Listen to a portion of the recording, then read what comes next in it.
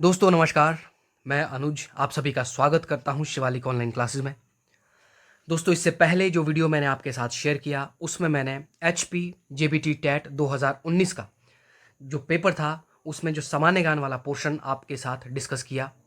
आज उसी का पार्ट 2 मैं आपके साथ डिस्कस करने जा रहा हूं। सामान्य ज्ञान के कुछ और बेहद ज़रूरी सवालों को आपके साथ मैं इस वीडियो में डिस्कस करूंगा दोस्तों। तो अंत तक आप इस वीडियो में हमारे साथ ज़रूर बने रहिए। तो चलिए देखते हैं आज का पहला सवाल। और आज का पहला सवाल है दोस्तों कि हिमाचल प्रदेश में विधानसभा निर्वाचन क्षेत्र हैं। Option A 68, option B 62, option C 70, option D 66। और इस सवाल का जो सही जवाब है दोस्तों वो है ऑप्शन ए 68 यानी कि 68 विधानसभा निर्वाचन क्षेत्र हिमाचल प्रदेश में है। अब आपसे दोस्तों यहाँ पे सवाल पूछा जा सकता है कि हिमाचल प्रदेश में सबसे अधिक विधानसभा निर्वाचन क्षेत्र कहाँ पे है या सबसे कम विधानसभा निर्वाचन क्षेत्र कहाँ पे है। या सवाल पूछा जा सकता है कि दिए गए ऑप्शन में से सबसे अधिक विधानसभा क्षेत्र या सबसे कम विधानसभा क्षेत्र कहाँ पर है। तो इस तरह से आपसे सवाल पूछे जा सकते हैं। तो देखिए दोस्तों जो 68 यानी कि 68 विधानसभा क्षेत्र हिमाचल प्रदेश में है उनमें से सबसे अधिक विधानसभा निर्वाचन क्षेत्र कांगड़ा जिला में है जो कि विधानसभा सीट्स की संख्या वहाँ पे 15 है। उसके अलावा मंडी में विधानसभा सीट्स जो दोस्तों 10 हैं और शिमला में विधानसभा क्षेत्र जो है वो 8 सीट्स हैं। अब लाहौल स्पीति और किन्नौर दोस्तों यहाँ पर एक एक विधानसभा सीट्स हैं यानी कि एक एक विधानसभा निर्वाचन क्षेत्र लाहौल स्पीति और किन्नौर में है। तथा बिलासपुर और कुल्लू में विधानसभा निर्वाचन क्षेत्रों की संख्या 4-4 है। अब जो 5 जिले बचते हैं दोस्तों जैसे हमीरपुर हो गया, सोलन हो गया, सिरमौर हो गया, चंबा हो गया और इसके अलावा जो ऊना हो गया। ये हमीरपुर है पहले और ये ऊना है। तो यहाँ पर 5-5 सीट्स जो हैं विधानसभा क्षेत्रों की है दोस्तों यानी कि कुल मिलाकर के 25 विधानसभा क्षेत्र इन 5 जिलों में है। अब यदि आप इसको टोटल करेंगे दोस्तों ये 25 मिलाकर के यदि आप टोटल करेंगे तो कुल विधानसभा क्षेत्रों की संख्या हिमाचल प्रदेश में 68 हो जाएगी। अब आपसे सवाल कुछ और भी पूछे जाते हैं। आपसे यदि सवाल पूछा जाए दोस्तों कि हिमाचल प्रदेश में से कितने कुल सांसद चुने जाते हैं, कुल कितने सांसद हिमाचल प्रदेश से चुने जाते हैं, तो कुल सांसद हिमाचल प्रदेश से 7 चुने जाते हैं। अब आपसे पूछा जाए कि हिमाचल प्रदेश में लोकसभा की कितनी सीट्स हैं, तो लोकसभा की 4 सीट्स हैं और राज्यसभा के हिमाचल प्रदेश से 3 सीट्स हैं। तो ये दोनों मिलाकर के 7 सांसद हिमाचल प्रदेश से चुने जाते हैं दोस्तों। ये सवाल कई बार पूछे जा चुके हैं एग्जाम्स में, आने वाले एग्जाम्स में भी पूछे जा सकते हैं। चलिए अगला सवाल देखते हैं दोस्तों। अगला सवाल है दोस्तों भारत का कौन सा स्थान लिटिल लहासा कहलाता है। Option A Rewalsar, option B Spiti, option C Dharamshala, option D Kinnaur. और इस सवाल का जो सही जवाब है वो है ऑप्शन सी धर्मशाला को लिटिल लहासा के नाम से जाना जाता है। आपसे यदि सवाल पूछ लिया जाए दोस्तों कि डल झील हिमाचल प्रदेश में कहाँ पर है, या फिर आपसे सवाल पूछा जा सकता है कि जो विजय मेमोरियल या विजय स्तंभ या वॉर मेमोरियल हिमाचल प्रदेश में कहाँ पे है, तो डल झील और विजय स्तंभ ये हिमाचल प्रदेश में धर्मशाला में ही है दोस्तों। आपसे सवाल पूछ लिया जाए कि हिमाचल प्रदेश में किस स्थान को 3 धर्मों का तीर्थ कहते हैं। 3 धर्मों का तीर्थ जो जिस स्थान को कहते हैं दोस्तों वो स्थान है रिवाल्सर। रिवाल्सर को 3 धर्मों का तीर्थ कहते हैं। हिंदू धर्म लोमस ऋषि के कारण, सिख धर्म गुरु गोविंद सिंह के कारण और जो बौद्ध धर्म है पद्म संभव के कारण यहाँ पे आते रहे। जो इसके इन धर्मों के फॉलोअर्स हैं वो यहाँ पे आते हैं, इसे अपना तीर्थ मानते हैं। स्पीति दोस्तों ये हिमाचल प्रदेश का सबसे सूखा स्थान है। सबसे कम बारिश जो हिमाचल प्रदेश में होती है वो स्पीति में ही होती है। चलिए अगला सवाल देखते हैं। अगला सवाल है चंद्रा और भागा नदियों का आपस में संगम किस स्थान पर होता है। Option A Bhagsunath, option B Tandi, option C Bilaspur, option D Chandranagar. और इस सवाल का जो सही जवाब है वो है ऑप्शन बी तांडी में चंद्रा और भागा नदियों का आपस में संगम होता है। देखें दोस्तों लाहौल स्पीति में 2 झीलें हैं, एक है सूरजताल और दूसरी है दोस्तों चंद्रताल। ये दोनों झीलें जो है ये हिमाचल प्रदेश के लाहौल स्पीति में है, सूरजताल और चंद्रताल। और ये जो सूरजताल झील है ये हिमाचल प्रदेश की सबसे ऊंची झील है, ये भी आपको सवाल पूछा जा सकता है। सूरजताल से एक नदी निकलती है, उस नदी का नाम है भागा नदी। और चंद्रताल से एक नदी निकलती है, उस नदी का नाम है दोस्तों चंद्रा नदी। और ये दोनों नदियाँ लाहौल स्पीति के तांडी में मिलती है, और यही सवाल आपसे पूछा गया है। नेक्स्ट क्वेश्चन देखते हैं दोस्तों। नेक्स्ट क्वेश्चन है बक्सर की लड़ाई कब हुई? ऑप्शन ए 1651, ऑप्शन बी 1859 यानी कि 1859, ऑप्शन सी 1905, ऑप्शन डी 1764। और इस सवाल का जो सही जवाब है दोस्तों वो है ऑप्शन डी, जो है ऑप्शन डी 1764 में बक्सर की लड़ाई हुई है दोस्तों। अब आपसे यहाँ पे कुछ और बेहद ज़रूरी सवाल पूछे जा सकते हैं दोस्तों। आपको सवाल पूछा जा सकता है ये जो बक्सर की लड़ाई जो 1764 में हुई ये किस किस के बीच में हुई, तो या फिर बक्सर की लड़ाई में किन किन लोगों ने जो है मीर कासिम का साथ दिया। देखिए दोस्तों, बंगाल का एक नवाब होता है, बंगाल के जो नवाब होते हैं उनका नाम है मीर कासिम, मीर कासिम। तो दोस्तों मीर कासिम को अंग्रेज नवाब के पद से हटा करके उनकी जगह एक दूसरा नवाब उनकी जगह पे बनाते हैं, दूसरे आदमी को, उनका नाम है मीर जाफ़र, मीर जाफ़र। तो मीर कासिम को ये बात बिल्कुल पसंद नहीं आती। मीर कासिम दोस्तों मुग़ल बादशाह जो उस समय थे उनका नाम है शाह आलम द्वितीय, शाह आलम द्वितीय ये मुग़ल बादशाह हैं। और अवध के जो नवाब हैं, अवध के नवाब का नाम है शुजाउदौला। तो शुजाउदौला और शुजाउदौला जो अवध के नवाब हैं, इसके बाद अवध के नवाब शुजाउदौला, मीर कासिम और मुग़ल बादशाह शाह आलम द्वितीय, ये तीनों ईस्ट इंडिया कंपनी के खिलाफ एक युद्ध छेड़ देते हैं। ये तीनों जो है ईस्ट इंडिया कंपनी के खिलाफ यानी कि अंग्रेज़ों के खिलाफ युद्ध छेड़ देते हैं। उसी युद्ध को हम बक्सर का युद्ध कहते हैं। इसमें ईस्ट इंडिया कंपनी यानी कि अंग्रेज़ों की विजय होती है और इसी युद्ध के बाद एक संधि होती है, उस संधि को हम कहते हैं इलाहाबाद की संधि। आपसे ये भी सवाल पूछा जा सकता है कि इलाहाबाद की संधि जो है वो किस सन में हुई? तो इलाहाबाद की संधि दोस्तों 1765 ईस्वी में हुई। आपसे एक और भी सवाल यहाँ पे पूछा जा सकता है।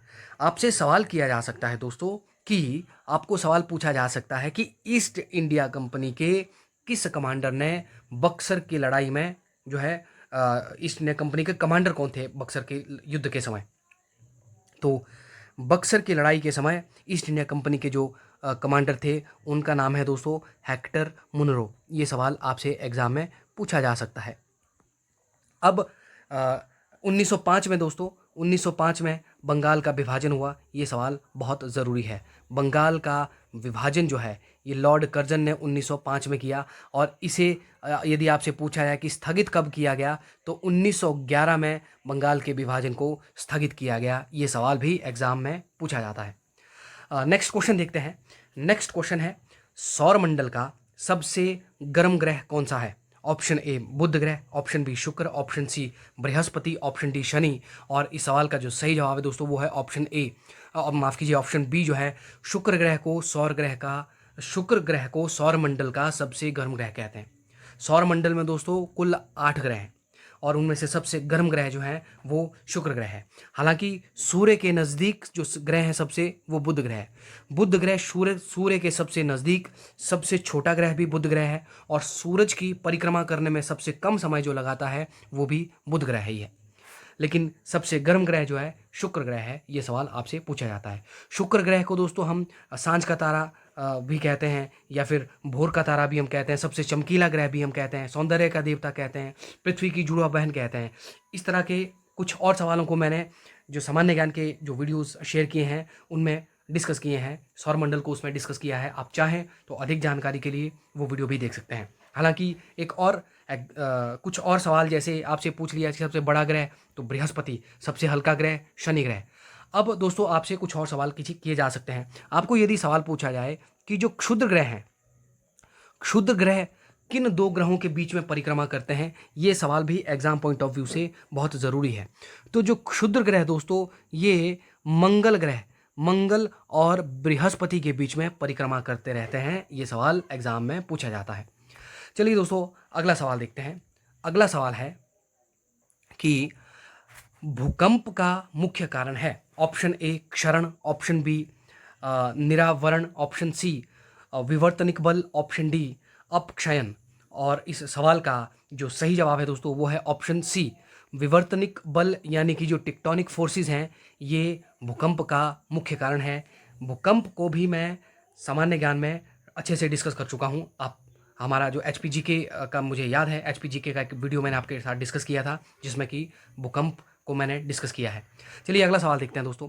अगला सवाल है हिमाचल प्रदेश उच्च न्यायालय की स्थापना कब हुई? ऑप्शन ए 15 अप्रैल 1948, ऑप्शन बी 1 नवंबर 1966, ऑप्शन सी 15 अगस्त 1947, ऑप्शन डी 25 जनवरी 1971। और इस सवाल का जो सही जवाब है दोस्तों वो है ऑप्शन डी 25 जनवरी 1971 को हिमाचल प्रदेश उच्च न्यायालय की स्थापना हुई। 15 अप्रैल 1948 को दोस्तों हिमाचल प्रदेश का गठन हुआ और हिमाचल प्रदेश को बनाया गया मुख्य आयुक्त क्षेत्र। और हिमाचल प्रदेश के पहले जो मुख्य आयुक्त थे उनका नाम है दोस्तों NC Mehta. Very very important. 1 नवंबर 1966 को हिमाचल प्रदेश में 4 नए जिलों को जोड़ा। जो नए जिले 1 नवंबर 1966 को हिमाचल प्रदेश में जोड़े गए उनका नाम है दोस्तों कांगड़ा, कुल्लू, लाहौल स्पीति, और जो चौथा जिला जोड़ा गया वो है शिमला। तो ये भी एग्ज़ाम में सवाल पूछे जाते हैं। हालांकि ऊना और हमीरपुर जो है, ऊना और हमीरपुर का क्षेत्र भी 1966 में ही हिमाचल प्रदेश में जोड़ा गया, क्योंकि ऊना और हमीरपुर ये कांगड़ा से ही अलग किए गए हैं। और जो कांगड़ा जो है पहले पंजाब में था। अब यदि आपसे सवाल पूछा जाए कि ऊना जिले के रूप में हिमाचल प्रदेश में ऊना जो है जिले के रूप में कब अस्तित्व में आया, या हमीरपुर एक जिले के रूप में हिमाचल प्रदेश में कब अस्तित्व में आया, तो आपका जो जवाब होगा वो होगा 1 सितंबर 1972, यानी कि 1972 को जब हिमाचल प्रदेश का पुनर्गठन हुआ उस समय हिमाचल प्रदेश में ऊना जिला, हमीरपुर जिला और सोलन जिला को बनाया गया। लेकिन यदि आपसे पूछा जाए कि ऊना का क्षेत्र या हमीरपुर का क्षेत्र हिमाचल प्रदेश में कब मिलाया गया, तो आपका जो जवाब होगा दोस्तों वो होगा 1966, यानी कि 1966 में। और एग्ज़ाम पॉइंट ऑफ व्यू से ये सवाल बहुत ज़्यादा ज़रूरी है दोस्तों। चलिए अगला सवाल देखते हैं। अगला सवाल है दोस्तों, जाहिर सी बात है ये आप लोगों को सभी को मालूम होगा दोस्तों, 15 अगस्त 1947 को जो है भारत आज़ाद हुआ है। तो अगला सवाल देखते हैं। अगला सवाल है क्वेश्चन नंबर 143। विश्व का प्रथम मानचित्र किसने बनाया था? Option A Aristarchus, option B एथेलस, option C Aeschylus, option D Anaximander. और इस सवाल का जो सही जवाब है दोस्तों वो है ऑप्शन डी एनेक्सीमेंडर ने विश्व का पहला मानचित्र बनाया। नेक्स्ट क्वेश्चन देखते हैं दोस्तों। नेक्स्ट क्वेश्चन है कि झांकी और हांतर कहाँ के लोक नृत्य है? Option A Hamirpur, option B Mandi, option C Chamba, option D Kullu. और इस सवाल का जो सही जवाब है वो है ऑप्शन सी चंबा के लोक नृत्य है झांकी और हांतर। अपने हिमाचल प्रदेश के जो वीडियोस मैंने आपके साथ शेयर किए हैं मैंने उसमें लोक नृत्य, लोकगीत और लोक नाट्य इन्हें भी डिस्कस किया है। आप उन वीडियोस को भी ज़रूर देखें दोस्तों यदि आप कॉम्पिटिटिव एग्जाम्स की प्रिपरेशन कर रहे हैं। चलिए अगला वीडियो देखते हैं दोस्तों। अगला सवाल देखते हैं, माफ़ कीजिएगा। अगला सवाल है दोस्तों, विश्व का सबसे ठंडा स्थान कौन सा है? ऑप्शन ए रूस, option B Greenland, option C Iceland, option D Antarctica. और इस सवाल का जो सही जवाब है वो है ऑप्शन डी अंटार्कटिका दोस्तों विश्व का सबसे ठंडा स्थान है। अब यदि आपसे पूछ लिया जाए कि विश्व का सबसे बड़ा द्वीप कौन सा है, तो ग्रीनलैंड दोस्तों विश्व का सबसे बड़ा द्वीप है। लेकिन ध्यान रखिएगा, आपसे सवाल यदि पूछा जाए कि विश्व का सबसे बड़ा नदी द्वीप कौन सा है, तो विश्व का सबसे बड़ा नदी द्वीप जो है उसका नाम है दोस्तों माजुली। ठीक है, माजुली जो है विश्व का सबसे बड़ा नदी द्वीप है। और माजुली जो है ये आसाम में है और ब्रह्मपुत्र नदी पर ये विश्व का सबसे बड़ा नदी द्वीप माजुली स्थित है दोस्तों। ये सवाल एग्ज़ाम पॉइंट ऑफ व्यू से ज़रूरी है, आपसे इस तरह के सवाल एग्ज़ाम में पूछे जाते हैं। तो आप अपने एग्ज़ाम्स की प्रिपरेशन इन सवालों के हिसाब से करते रहिए। चलिए अगला सवाल देखते हैं दोस्तों। अगला सवाल है केलोंग में प्रथम प्राथमिक विद्यालय किस वर्ष खोला गया? Option A 1857, option B 1861, option C 1881, option D इनमें से कोई नहीं। और इस सवाल का जो सही जवाब है वो है ऑप्शन बी 1861 में केलोंग में पहला प्राथमिक विद्यालय खोला गया दोस्तों? दोस्तों 1881 में भारत में पहली नियमित जनगणना हुई है। पहली नियमित जनगणना यदि आपसे पूछा जाए कि भारत में कब हुई, तो पहली नियमित जनगणना जो भारत में हुई है वो 1881 में हुई, लॉर्ड रिपन के कार्यकाल में। लॉर्ड रिपन के कार्यकाल में भारत में पहली नियमित जनगणना हुई। लेकिन यदि आपसे सवाल पूछा जाए कि भारत में प्रथम जनगणना कब हुई, तो भारत में प्रथम जनगणना 1872 में हुई है दोस्तों। 1872 में हुई प्रथम जनगणना। लेकिन यदि प्रथम नियमित जनगणना पूछा जाए तो आंसर हो जाएगा 1881। और ये पहली जनगणना जो हुई है भारत में 1872 में, ये लॉर्ड मियो के कार्यकाल में हुई। ये सवाल भी एग्जाम में आपसे पूछा जा सकता है। चलिए दोस्तों अगला सवाल देखते हैं। अगला सवाल है, कुफरी जीवन और कुफरी ज्योति दो प्रसिद्ध किस्में हैं? ऑप्शन ए टमाटर, ऑप्शन बी बादाम, ऑप्शन सी आलू, ऑप्शन डी अंगूर। और इस सवाल का जो सही जवाब है दोस्तों वो है ऑप्शन सी, आलू की किस्में हैं कुफरी ज्योति और कुफरी जीवन। टमाटर दोस्तों, टमाटर फेमस है सोलन गोला करके। सोलन गोला जो है ये टमाटर की ही किस्म है। उसके बाद अंगूरों की घाटी, यदि आपको सवाल पूछा जाए कि अंगूरों की घाटी कहाँ पे है या किसे कहते हैं, तो किन्नौर में रिब्बा जो है, रिब्बा ये किन्नौर में है, हिमाचल प्रदेश के ज़िला किन्नौर में है रिब्बा। तो रिब्बा को हम अंगूरों की घाटी कहते हैं। ये सवाल भी आपको एग्ज़ाम में पूछा जा सकता है दोस्तों। अगला सवाल देखते हैं दोस्तों। अगला सवाल है, भारतीय झंडे का आकार आयताकार है, इसकी लंबाई और चौड़ाई का अनुपात क्या है? Option A 2:1, option B 3:4, option C 5:3, option D 3:2। और इस सवाल का जो सही जवाब है वो है ऑप्शन डी 3:2 भारतीय झंडे की लंबाई और चौड़ाई का अनुपात है। यदि आपको सवाल पूछा जाए दोस्तों कि संविधान सभा ने भारतीय झंडे को कब अपनाया, तो संविधान सभा ने भारतीय झंडे को 22 जुलाई 1947 को अपनाया है। अब यदि आपसे सवाल और पूछा जा सकता है कि झंडा दिवस कब मनाया जाता है, तो झंडा दिवस दोस्तों 7 दिसंबर को मनाया जाता है। ये सवाल भी एग्जाम में पूछा जाता है। चलिए नेक्स्ट क्वेश्चन देखते हैं। अगला सवाल है दोस्तों कि संस्कृत भाषा में व्याकरण की रचना किसने की है? Option A Valmiki, option B Tulsidas, option C Panini, option D Kalidas. और इस सवाल का जो सही जवाब है दोस्तों वो है ऑप्शन सी, पाणिनि ने संस्कृत भाषा में व्याकरण की रचना की। और उस व्याकरण का जो नाम है वो है अष्टाध्यायी। अष्टाध्यायी। अब आपको ये सवाल एग्जाम में यूं भी पूछा जा सकता है दोस्तों कि अष्टाध्यायी के लेखक कौन है? तो अष्टाध्यायी के लेखक हैं पाणिनि। और अष्टाध्यायी क्या है? अष्टाध्यायी संस्कृत भाषा का पहला व्याकरण है दोस्तों। अष्टाध्यायी पर एक टीका लिखा गया है, यानी कि अष्टाध्यायी की जो एक्सप्लेनेशन लिखी गई, अष्टाध्यायी को जो एक्सप्लेन किया गया, उस किताब का नाम है महाभाष्यम। महाभाष्यम जो है, महाभाष्यम अष्टाध्यायी पर एक टीका है और इसे लिखा है पतंजलि ने। तो ये सवाल भी एग्ज़ाम पॉइंट ऑफ व्यू से बहुत ज़्यादा ज़रूरी है दोस्तों। वाल्मीकि ने लिखी रामायण और तुलसीदास ने लिखी रामचरितमानस, यानी कि तुलसीदास की रामायण। और कालिदास दोस्तों, इन्हें हम भारत का शेक्सपियर भी कहते हैं। भारत का शेक्सपियर जो है वो कहते हैं कालिदास को। और कालिदास की जो प्रमुख रचनाएं हैं वो है दोस्तों मेघदूत और अभिज्ञान शकुंतलम। अभिज्ञान शकुंतलम और मेघदूत जो है ये कालिदास की रचनाएं हैं। ये सवाल भी एग्ज़ाम में पूछे जाते हैं। चलिए अगला सवाल देखते हैं। अगला सवाल है, विश्व में सबसे ऊंचा क्रिकेट ग्राउंड हिमाचल प्रदेश में किस स्थान पर है? Option A Solan, option B Chail, option C Dharamshala, option D Naldehra. और इस सवाल का जो सही जवाब है दोस्तों वो है ऑप्शन बी, चायल में विश्व का सबसे ऊंचा क्रिकेट ग्राउंड चायल में है, हिमाचल प्रदेश के चायल में। और जो चायल है दोस्तों ये सोलन ज़िला में है। अब यदि ज़िला पूछा होता तब हमारा जवाब होता सोलन, लेकिन दोनों ऑप्शन यदि आपको दिए गए हैं तो हमारा जो जवाब है वो है ऑप्शन बी, चायल में विश्व का सबसे ऊंचा क्रिकेट ग्राउंड है। और जो नालदेहरा है दोस्तों, नालदेहरा में गोल्फ कोर्स है। तो ये भी एग्ज़ाम में सवाल पूछा जाता है। गोल्फ कोर्स जो है नालदेहरा में है और नालदेहरा एक टूरिस्ट डेस्टिनेशन है शिमला ज़िला में। दोस्तों आज के इस वीडियो में इतना ही। आपको ये वीडियो कैसा लगा आप हमें कमेंट करके ज़रूर बताएं। यदि आपको ये वीडियो पसंद आया हो दोस्तों, आप इसे लाइक करें। इसे अधिक से अधिक स्टूडेंट्स तक जो कॉम्पिटिटिव एग्जाम्स की प्रिपरेशन कर रहे हैं उन लोगों तक ये वीडियो ज़रूर पहुंचाएं दोस्तों। बाकी आपसे मुलाकात नेक्स्ट वीडियो में होगी।